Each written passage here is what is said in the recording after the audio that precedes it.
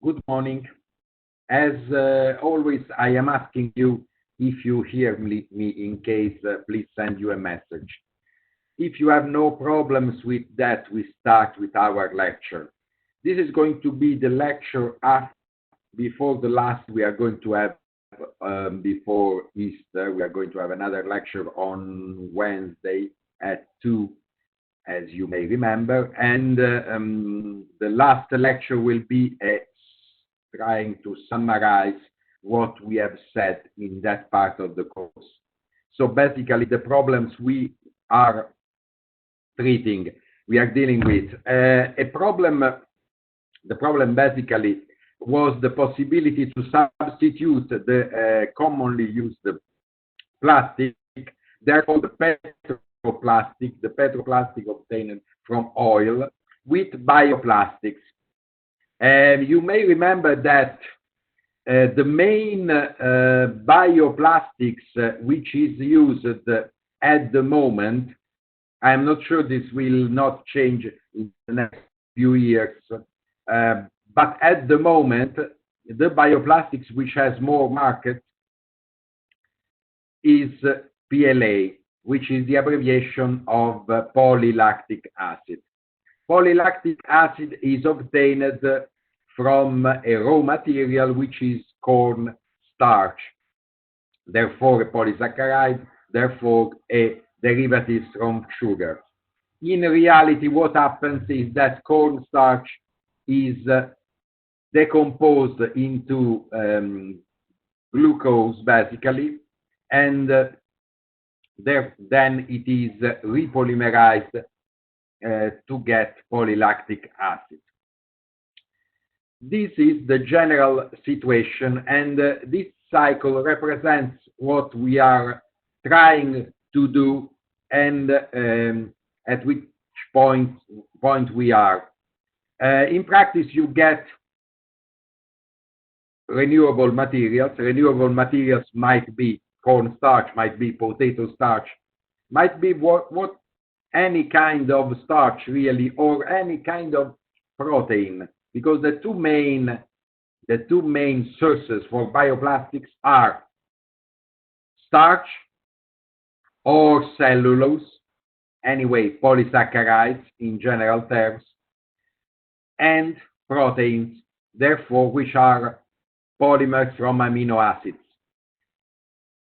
And basically, you may think that cellulose is from vegetable or starch is from vegetable and proteins are from animals. In reality, what we found out is that it's a bit mixed up. You may have cellulose from animals. You may have, for example, algae, which are vegetables, may contain proteins.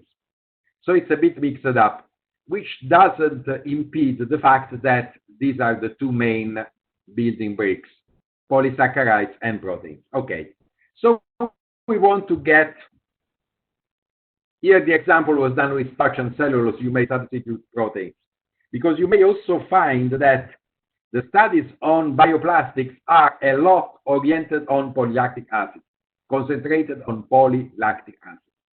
And it is not true that the only bioplastic is polylactic acid, because for example, last time we were talking a lot about polyhydroxyalkanoate. This time we want to understand whether there is another possibility, taking renewable materials, not get starch and cellulose, but try to get renewable materials and trying to use them as a source possibly of starch, cellulose, whatever else, proteins, etc. And in a sense, not what is the missing point. The missing point, what is the difference between what we were saying at the beginning of this module and what we are saying now? The missing point is waste. Renewable materials might be cornstarch obtained by cropping corn in a field. You crop corn and then you collect it, and in the end you get starch and bioplastic, etc. But it could well be waste, agro-food waste, so waste which is organic, waste which goes down the brown bin, to be clear, might be food waste, That's an important point, which you may understand in general terms, it's more sustainable. In general terms, it is.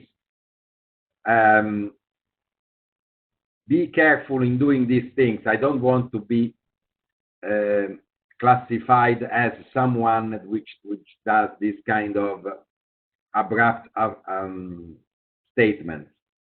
The question is, waste, it's better to reuse waste if we can. On the other side, we want to use waste at a sufficient quality to obtain a plastic of a sufficient quality to be used as a substitute of oil-based plastic, which means as well that they need to have some mechanical properties, physical properties. They need to be able to be processed, injection molded, to produce the objects we know. And then in the end, if we want to close the cycle, you can see three situations, three scenarios. Cradle to gate, so from raw materials to the factory gate, neglecting production. I deliver plastic pellets to the factory gate, and that's it. That's cradle to gate. Forgetting, of course, about the service and forgetting about the end of life. If I want to include service and end of life, I call this approach cradle to grave, because I would like to know what is the final scenario. Do I have to landfill plastics? I hope not. I don't want to landfill plastics. I would like, in this particular case, to compost plastics. You may remember that composting means biodegradation at a certain rate, which is of interest for agricultural production. So I can, with my compost, adding some bioplastic to my compost, I can create new crops.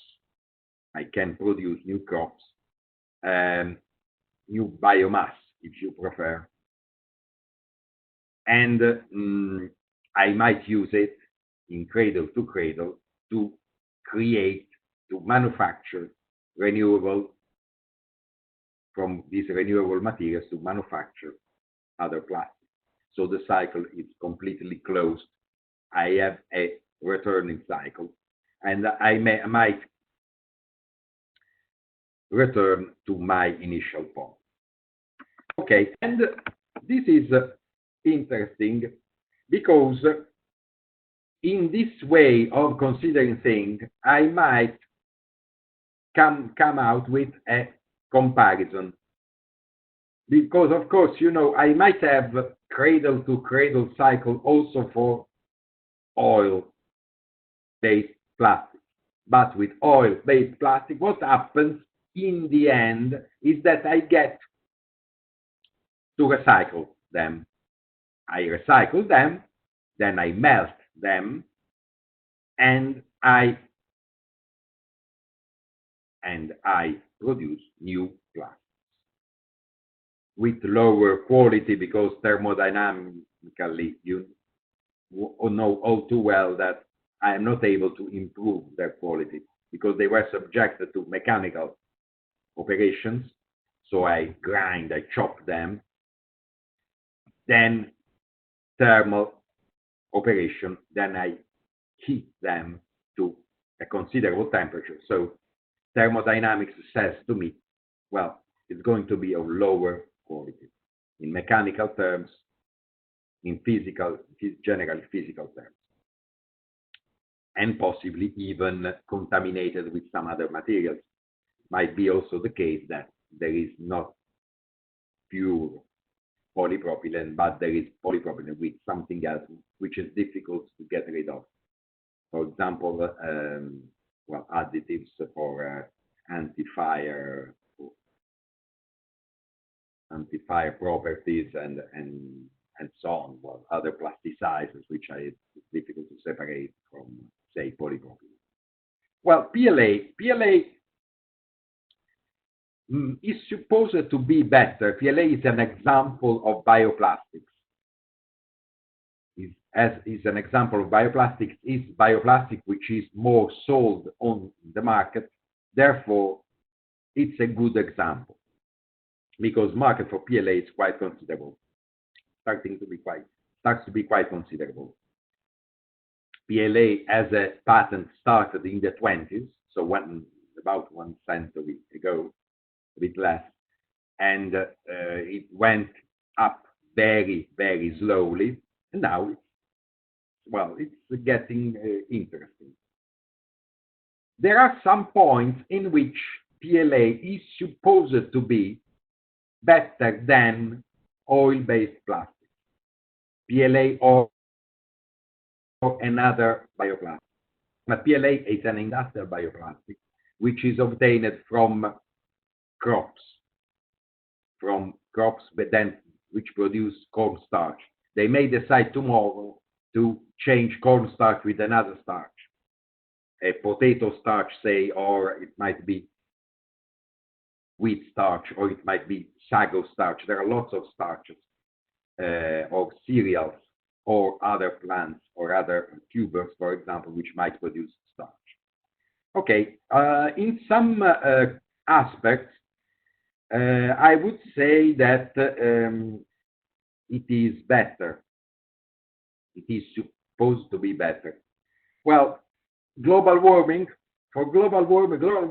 is not in the picture, but global warming, in composting, we are supposing that this plastic is compostable.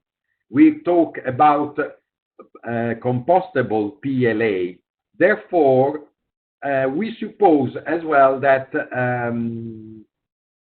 compostable means that it goes into compost. Well, I know it's obvious, but to clarify the question, and compost means that it creates some material good for crop production. In the end, you end up with carbon dioxide. You end up with carbon dioxide because this is connected with the composting operation. When compost is, you dig a hole and you put compost down in your field, and it develops some carbon dioxide.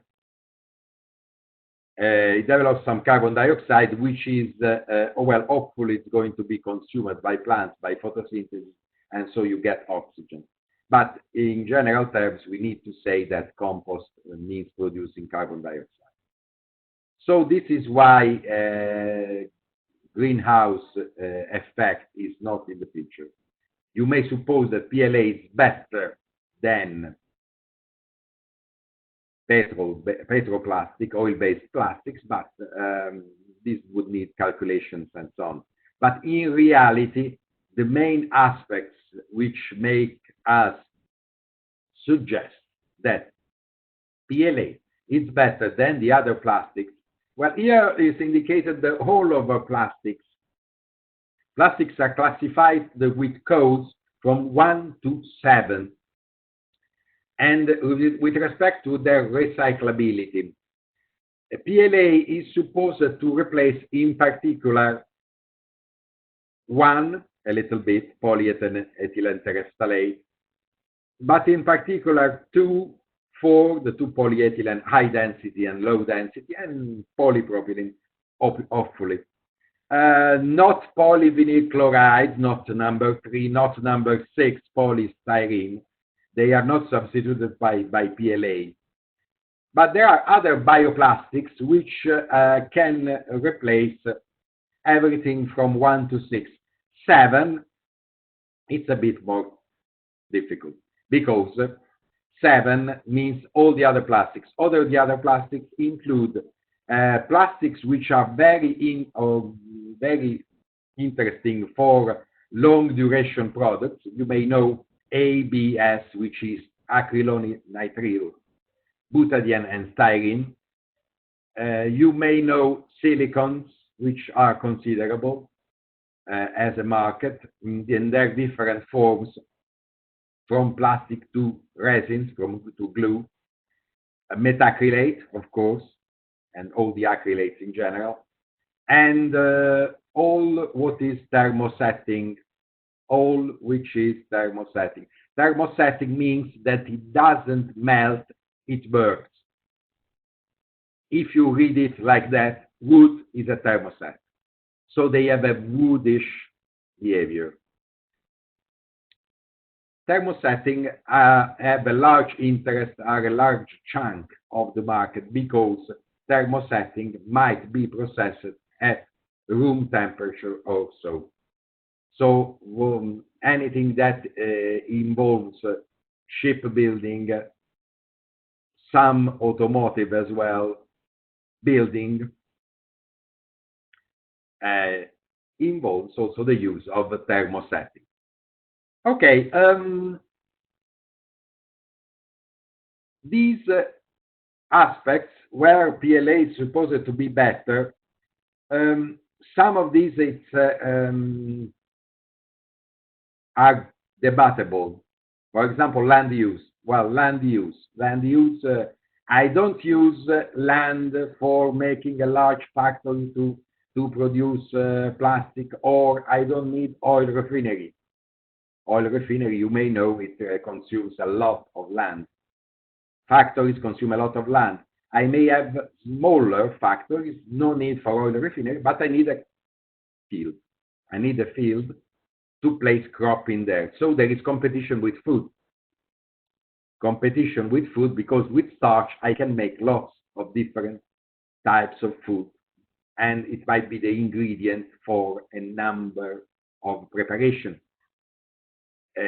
pertaining to the food sector. So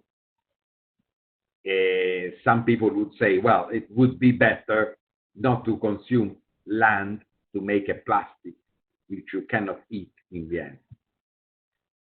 You know, famine, starving, and so on. So this is an important concern. I am not dismissing it. This is important. And that's why I'm coming to some other considerations. Then you might have the problem with eutrophication. Eutrophication means that I am giving too much nutrients to the field, to the species, to the crops, because I need fertilizers, and I need fertilizer to improve the yield of my crop. For example, let's say corn. I want to get more corn, and I need more pesticides and fertilizers. In the end, what happens is that I get also lots of weeds, and I need more fertilizers and more pesticides to get rid of the weeds. Weeds are plants which I don't know exactly their use. That's our definition of weeds. You may say that weeds are a bad thing, and in the end they get down into waste, but the reality is that we don't exactly know what to do with weeds. Or they have a very limited application. Let's say nettle. Nettle is a diffuse weed. In ancient times, they were making textiles with nettle. We don't use it that much. That's a big limitation because it's promising. You can make also something else with nettle, let's say shampoos. But it's always a very niche market. It's not a big market. Some weeds are even worse than nettle. We don't know exactly what to do with these kind of weeds. Weeds from the Disanoides genes family. then we, for example, we don't know much about what to do about this.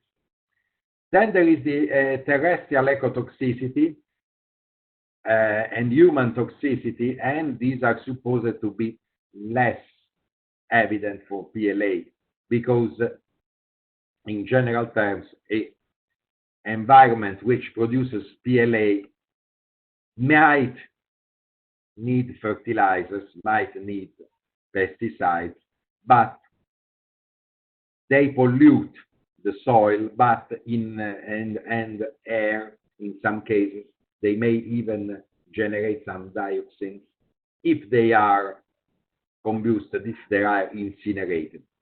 But in general terms, it's fair to say that terrestrial ecotoxicity and human toxicity should be less for bioplastic than for plastic. Of course, we need to put numbers out of it. I'm talking in general. Then there is the formation of photochemical oxidants like ozones, the so-called smog. So the formation of nitrogen oxides, because you know that you burn with air and air is composed by oxygen, which is fine, and nitrogen, which creates nitrogen oxides. Also, oxygen can create ozones in some conditions, some condition of sun, some photochemical condition when sun promotes the transformation of oxygen into ozone, and excess of ozone can produce a kind of photochemical oxidation. We need to have a layer of ozone which needs to be controlled. We need not to have an ozone hole, which is created by gases like the bromofluorocarbides.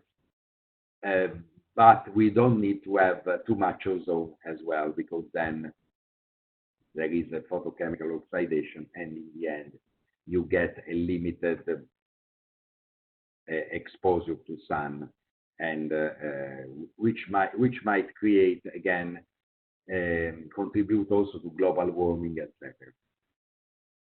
Okay, so a good idea would be to use waste instead of using to plant a crop, planting these plants to produce, for example, starch, etc. A good point would be, for example, that I could use, an initial point could be that I could use the waste from the production, the dairy production of that plant, of that, for example, of corn. But in general terms, it's good to use waste. For example, microalgae. Microalgae are an abundant waste, and they have been considered as a blend. At first, well, I might not be confident into abandoning polylactic acid. If you go to a factory and say, well, I would like to produce another plastic, they might say that it's a very common approach. Well, we are producing polylactic acid, but we are keen to try to introduce some waste into polylactic acid and see if it works. Of course, the properties need to stay to the same level. They don't want that introducing waste into bioplastics, into polylactic acid, and degrading a lot mechanical properties, and then the material is no longer moldable by injection. So they need some caution. In some cases, they just introduce a little bit of waste. You might see that it is greenwashing, just demonstrating that I am doing something green. But it is not the case. In some cases, you cannot start immediately with waste, shifting from polylactic acid from production of bioplastics with waste. But they are keen to introduce some waste, for example, microalgae, which are a problem. In some cases, they need to be removed from seashore river banks and so on, because they are a nuisance. They don't burn very well, so they cannot be incinerated, and also, well, they are biodegradable, but reasonably slow in biodegrading and so on.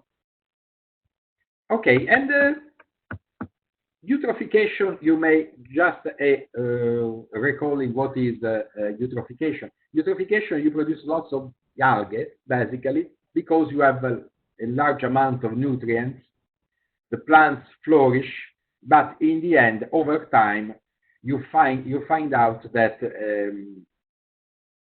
these plants, these algae in particular, they grow a lot. You may remember the problem in Venice, in the Venice Lagoon.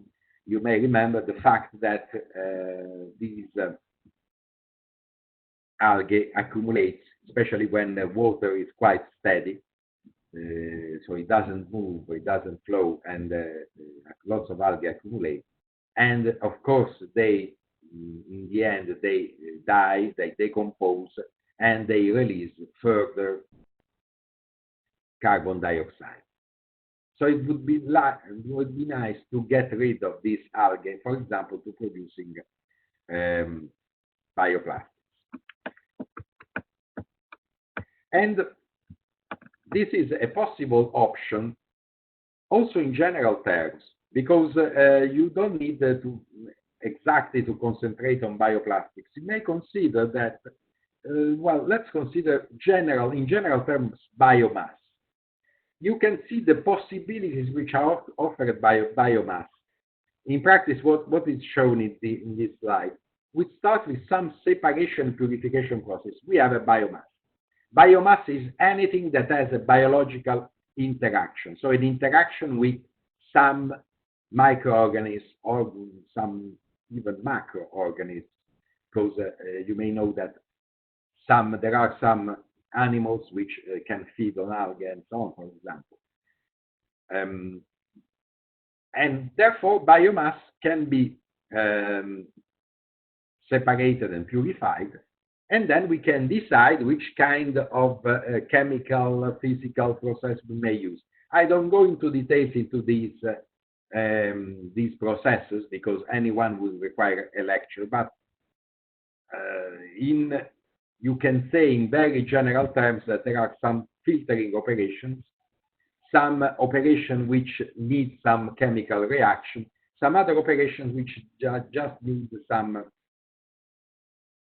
equilibrium-based systems. So they recreate another equilibrium from which we are able to extract some, basically an extraction of some chemicals and so on. Down at the bottom, you find a lot of chemicals, and well, you can say, wow, lots of chemicals. Some of these chemicals are good to making bioplastics, or even plastics, not bio, even plastics.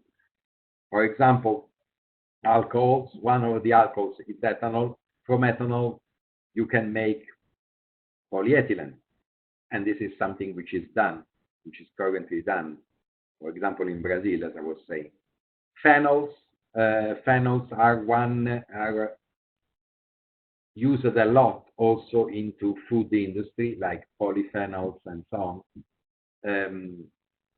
They are developing from some also common beverages like coffee, etc.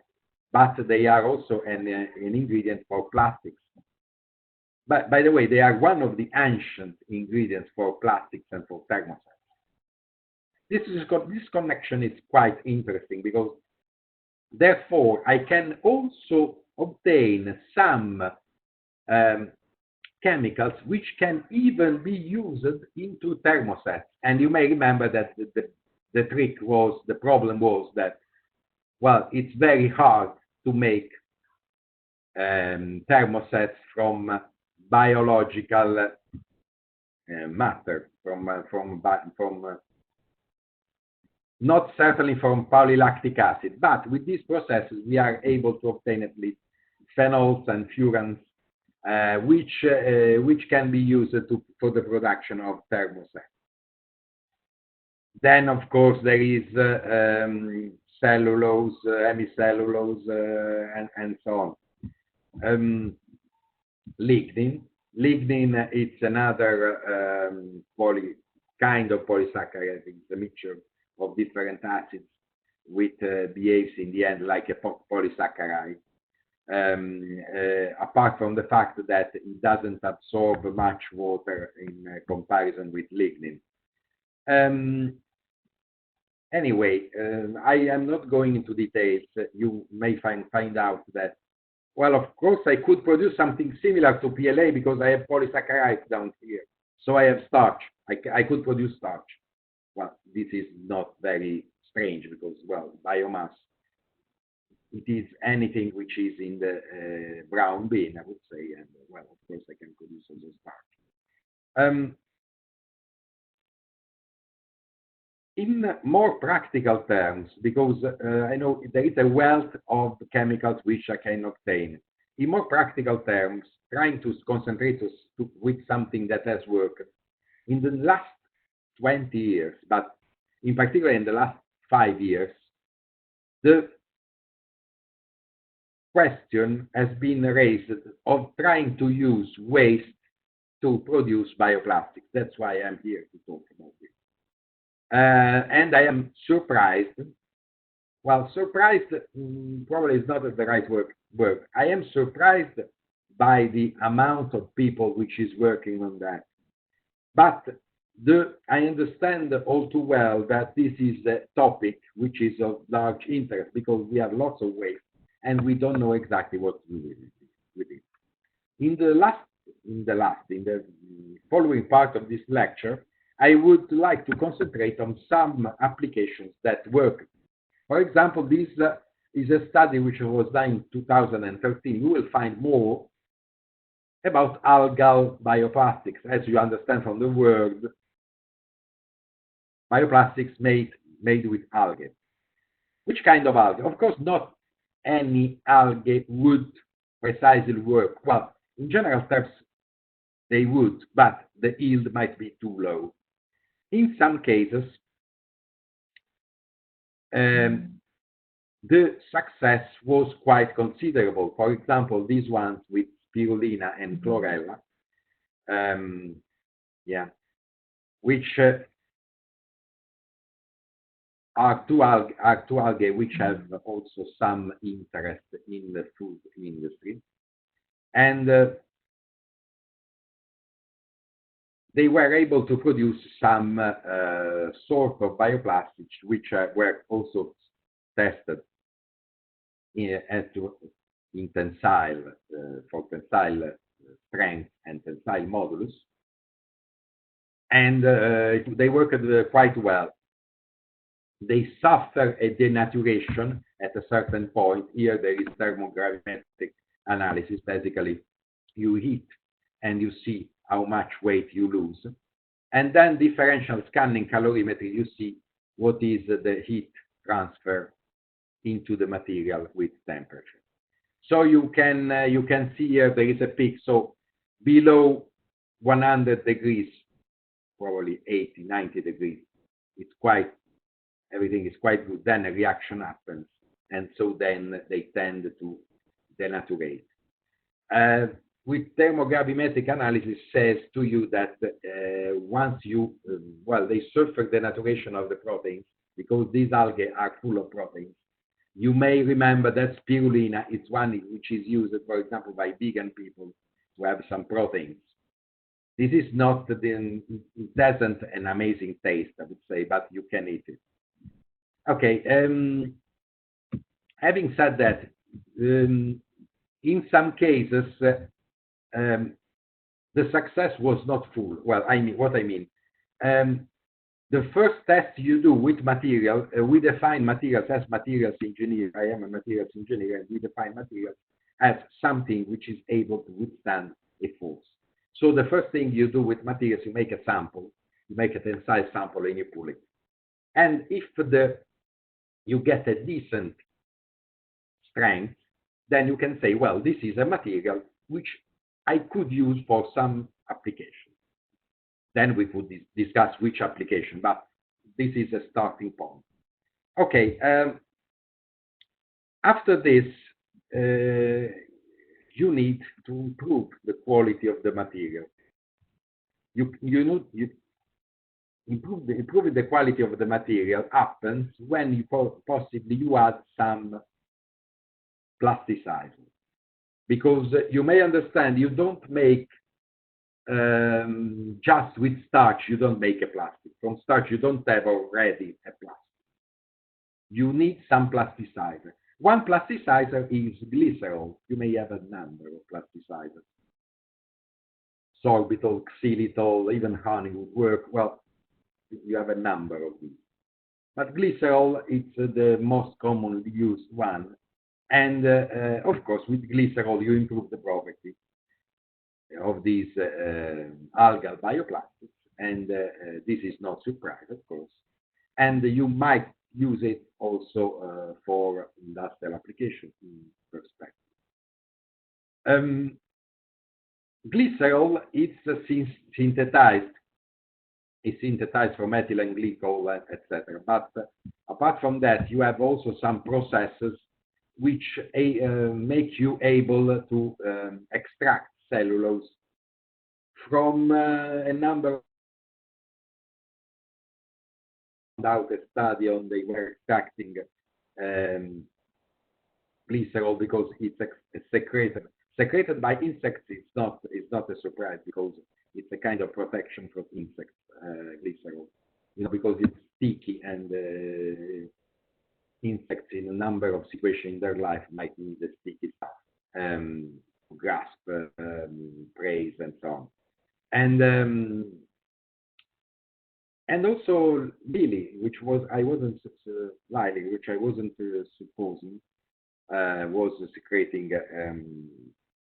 glycerol, but in reality there are a number of plants and animals which develop always from sugar, basically also from polysaccharides they ingest, they in some forms they create glycerol. So I'm saying that because you could say, well, okay, this is from waste, but I need to get a chemical like glycerol, synthetic chemical like glycerol to complete the process. And therefore, possibly it's not worth it to do that, to work with algae to get bioplastics. In reality, there is, as I was saying, a natural glycerol, not a synthetic one. And other possibilities with algae, sticking on the fact that algae bioplastics could work. Of course, these are examples. Remember that these are examples. I am not selling algae bioplastics. This is an example of what you can do with waste to create bioplastics. But if you go into literature, you find thousands of examples. I have to stick to the duration of my lecture, so I cannot go much further. But for example, instead of glycerol, you might add latex, rubber latex. Rubber latex is one natural material which is heavily used.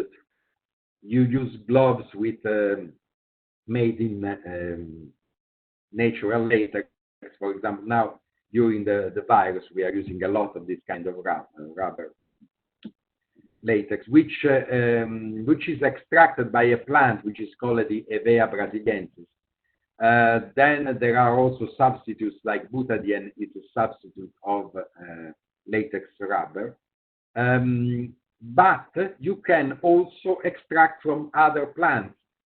As always, nature doesn't behave in the way we think industrially. There is not one plant producing rubber. If rubber is an idea that works, rubber is a material, even if you don't know anything about rubber, rubber is a material that elongates a lot. And in a number of cases, as they need sticky materials and they might develop wax or glycerol, they might need also a very elongating, a very elastic and elongating material. And so a number of plants produce it. In this case, they were using glycerol, and they were the basis, the matrix, as the materials engineer put it, was the bulk of the material was the Euchema cottoni, and then they included Artocarpus altilis and Calotropis. This is wrong. Well, I wrote it right, but the authors of the article put Calotropis. In reality, it's Calotropis. But anyway, these are two plants which produce rubber. And as always, they tried if it worked better with glycerol. If you are able, you see, these are, as I was saying before, these are dog bone samples. If you are able to make dog bone samples, so samples to make tensile tests, then you may easily see that you have done one step. So the first step is done. This material will withstand some force, even limited, but some force. So it can be considered a material. Also because we need to be clear, we don't compare with steel, we compare with polylactic acid, and polylactic acid has not an amazing strength, and especially an amazing elongation. Okay, here you see the studies. Of course, they tried also to add glycerol, not to add glycerol, etc. I don't go into details of this study, but this has been done. So an important thing is that we could reinforce algal bioplastics with rubber.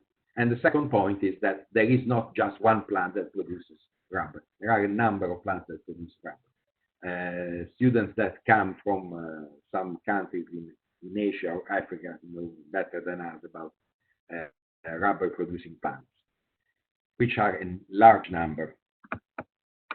And so the possibility of using algae is important. Another possibility is the production of bioplastics from bacteria. So I might take food waste, pre-treat it, having some enzymes, making them ferment, enzyme induce the production of bacteria,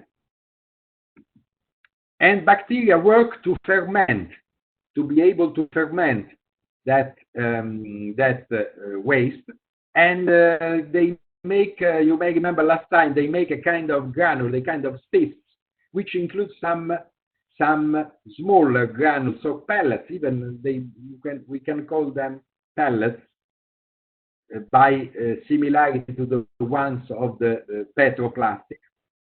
And these kind of pellets are made of PHA, polyhydroxyalkanoate. Okay, I can then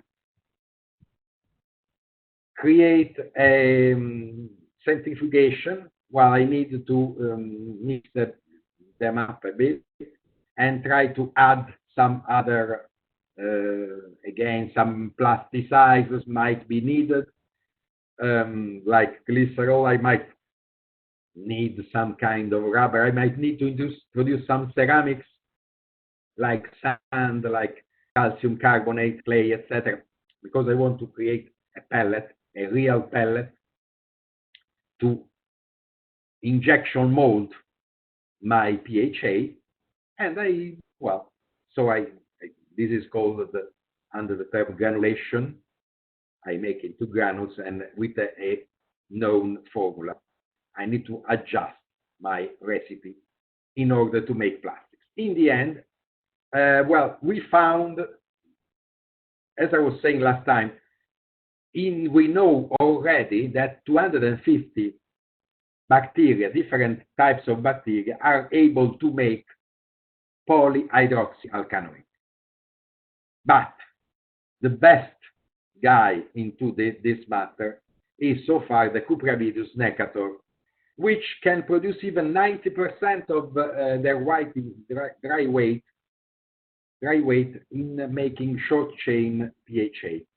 Someone was asking to me last time by email if they need to be treated. Well, yes, they are processed further. They are cross-linked, the different chains together by chemical action.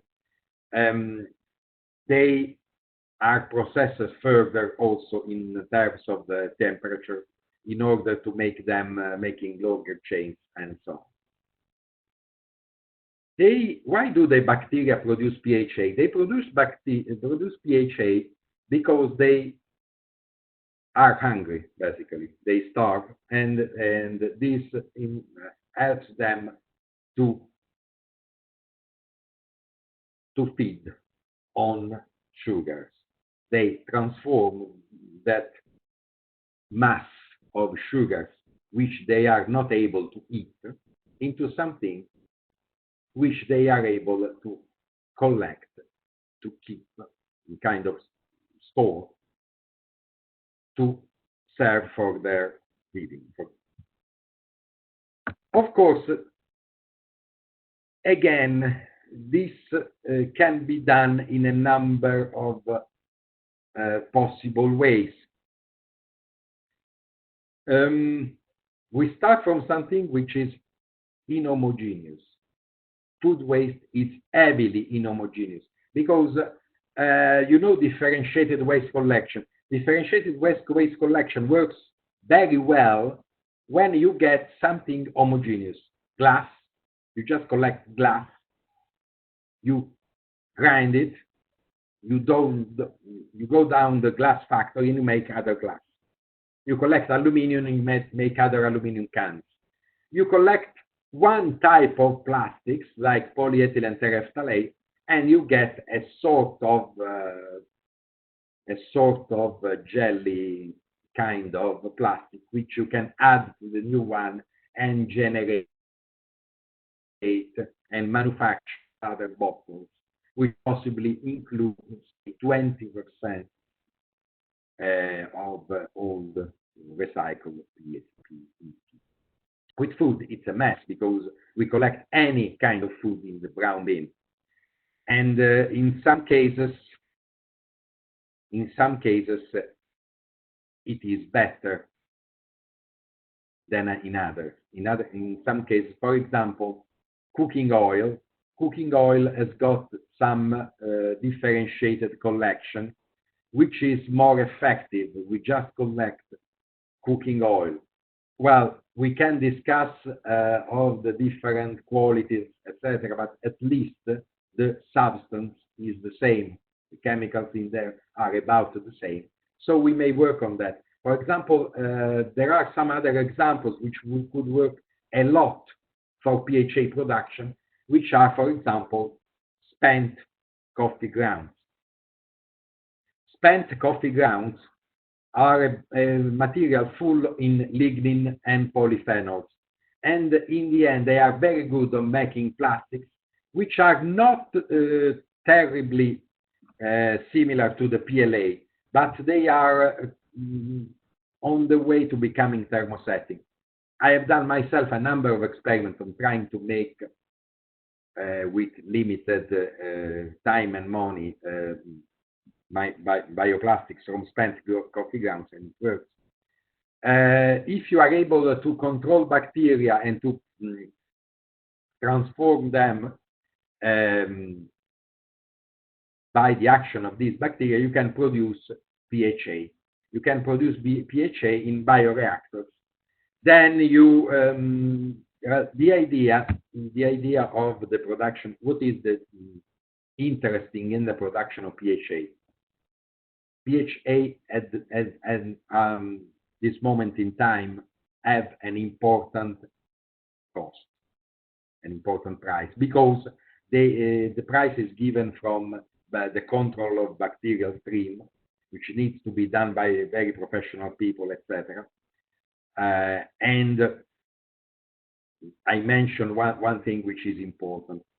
The production of plastics, of petroplastics, was easier because you get from petrol, from oil to plastics by just one type of knowledge.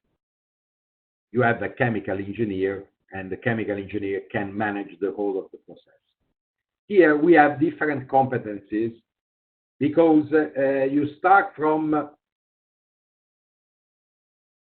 chemical knowledge because waste needs some chemical analysis to understand what we have got as our raw material. Then you need some experience into bacteria that chemists don't have usually. You need a biology. Then you start going to plastics, and the production of plastics goes into an experience that neither the chemists and the biologists are able to manage completely, and you need other competencies, other skills. That makes this complicated. That increases the cost, but of course we don't surrender for this because I'm sure this is going to be one of the scenarios in the future. So there are difficulties. There are difficulties, and the biologists, one of the duties of the bacteriologist would be also to stop bacteria at a certain point, because I was telling you the story that the bacteria transform the sugar to serve to them as feeding. The end of the story, of course, is that they are going to eat them if we don't stop them. So at a certain point, we have to collect the PHA granules. And there is an interesting pattern, interesting studies on the fact that bacteria needs to be fed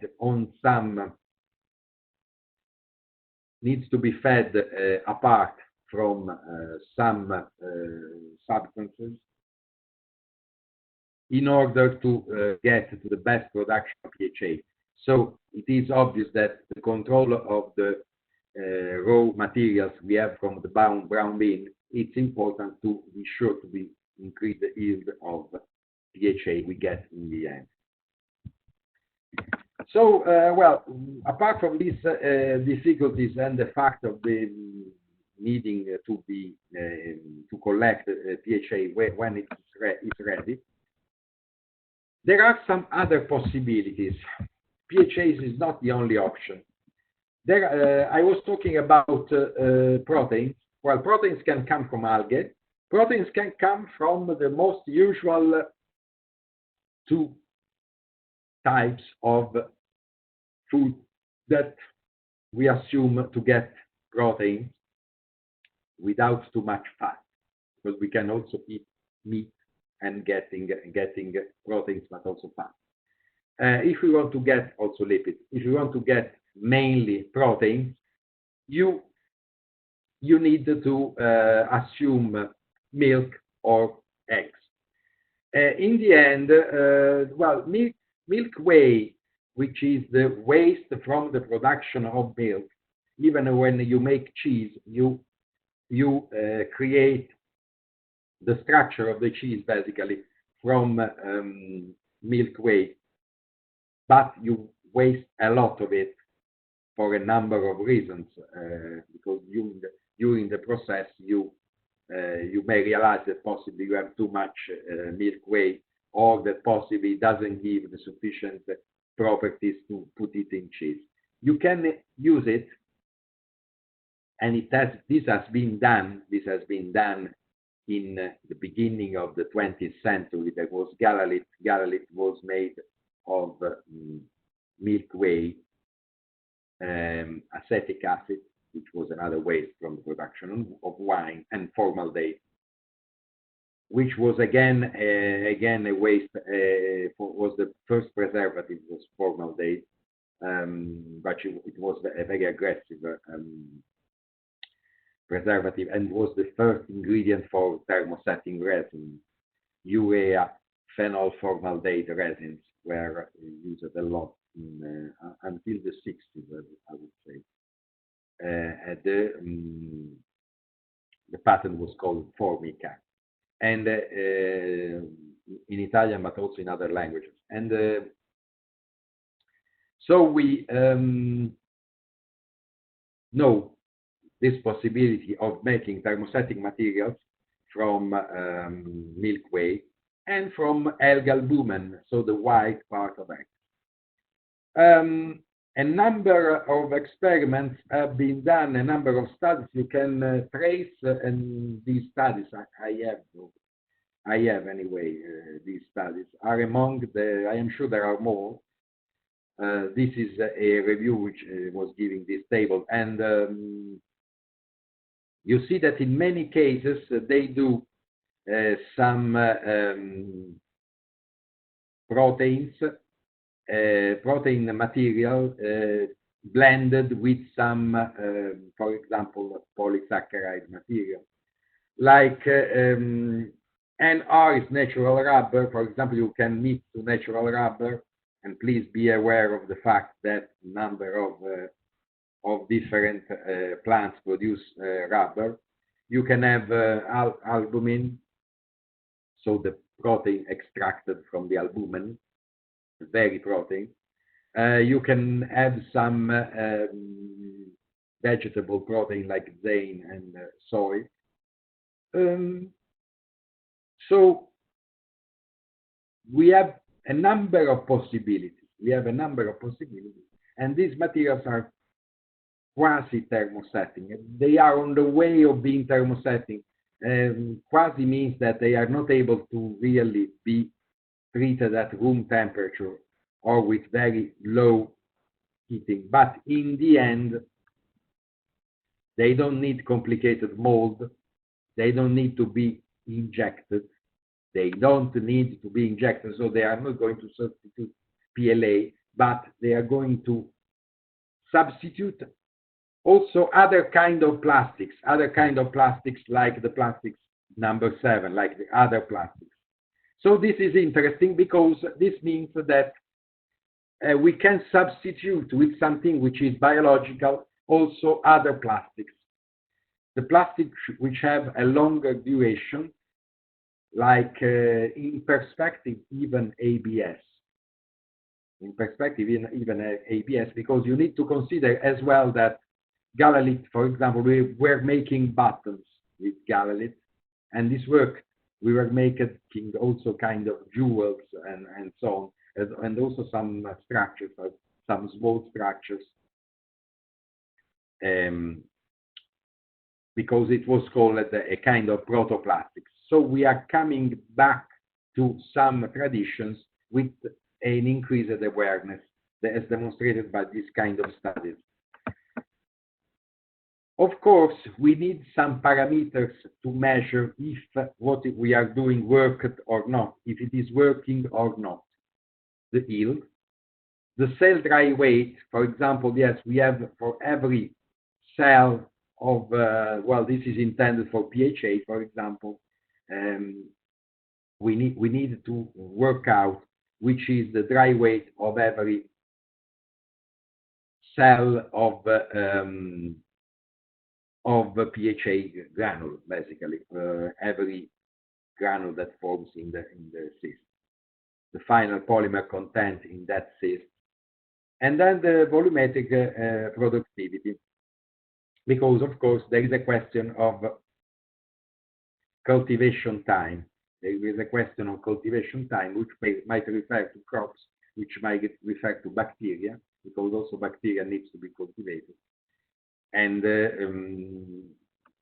these parameters, which can be corrected, integrated, and so on, give you an idea of the effectiveness.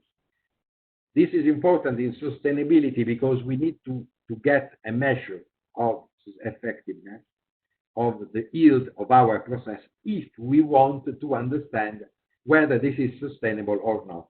The effectiveness needs to be compared with the one that we use it to have with polyethylene or polypropylene. Otherwise, our process will create a lot of waste. The less you are effective, the more you produce waste. Not much more to say, although there are a number of other ways to produce bioplastics, and it's important also to know that. For example, chitin. Chitin is a polysaccharide, not very different from cellulose, a little bit more crunchier, I would say, if you remember of crab shells and so on. Crunchier, which means closer to thermoset, easier to be laminated possibly than cellulose. Chitin can be extracted, then demineralized. So you need some enzymes which are usually taken from fishes. It can be demineralized. And you can even produce chitosan. Chitosan is a more plastic version, is a less rigid version of chitin, to simplify in very much things. Of course, this is a possibility. This is a possibility because this is an heavily produced waste. The question is also that we need to separate the chitin. We need to separate the shells and so on, which we usually don't do. If you eat crabs and prawns, it usually ends up together with the rest of it. But it might be supposed, for example, if you consider a factory that sells to you the prawns without shell, unshelled prawns, so in the end, you might consider that that factory might be interested into creating, manufacturing, extracting and manufacturing chitin. Might be also the case of making packaging produced with the chitin from that crustaceans, like crab, prawns. Please consider also that there is now the idea of, well, now you know that also in Europe there is the possibility of eating flour from insects, products made from insect flour, like especially from cricket flour,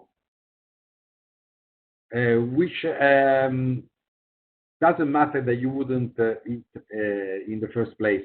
The question is, it is a product that exists on the market, and crickets are nurtured, cultivated, and in the end, they are suppressed to make flour.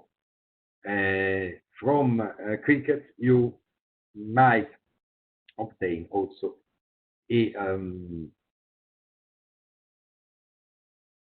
some amount of keratin, which might be used. It's not chitin, but it's keratin, but it might be used as well to make some materials, some sort of bioplastics. So what I'm saying here is not conclusive. It's just a little bit of a larger view. Fungi have a number of different options. They grow quite easily if they have a vegetative substrate, which is full of substances they need for their growth. This is called the mycelium. The mycelium, from the mycelium, you can create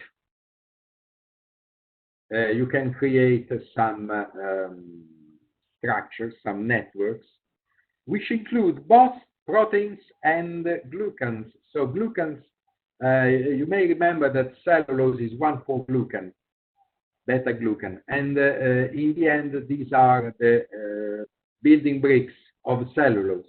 So you have in fungi, you have in the same species, you have both proteins and